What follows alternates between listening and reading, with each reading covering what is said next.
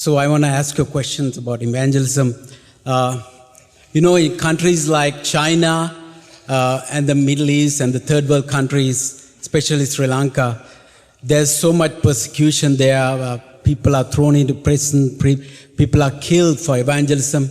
Right now in Sri Lanka, they are passing a law that if you evangelize, you can go to prison.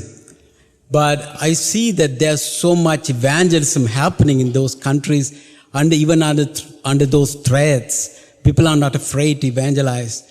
But I see with all the freedom to evangelize in this country, there's hardly people having an urgency to evangelize. And also, I want to ask you how could I motivate a brother or sister who is indifferent to evangelism to evangelize more? Well, Andy, first of all, I know that's your passion because we talk about it. And I would just say to you, look, the best way to motivate other people to fulfill that passion is to do it yourself and be the model and the example that they learn to follow. But I would say something else with regard to the very important comments and observations you make about Sri Lanka and places like that. Wherever there's serious persecution of Christians, all the phony Christians disappear, right? They're just not there. The only Christians that are going to take the heat, face the persecution, are the real ones, right?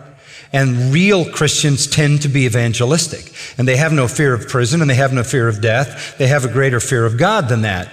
And they have a greater fear of sin than that, and a greater fear of disobedience than that.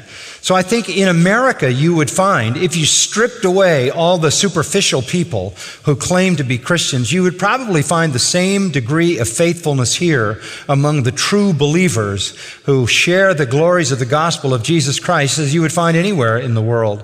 It's just that relative to the number of people who claim to be Christians, the number who aggressively communicate the gospel are few and far between.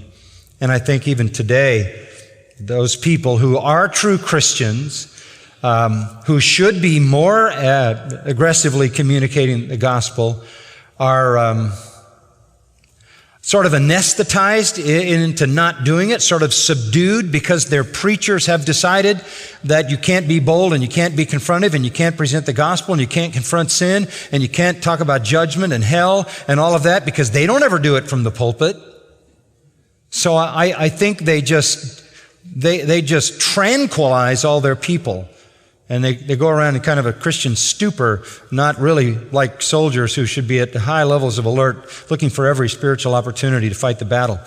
So I think it is not just a Western or an American thing. I think true Christians everywhere understand that.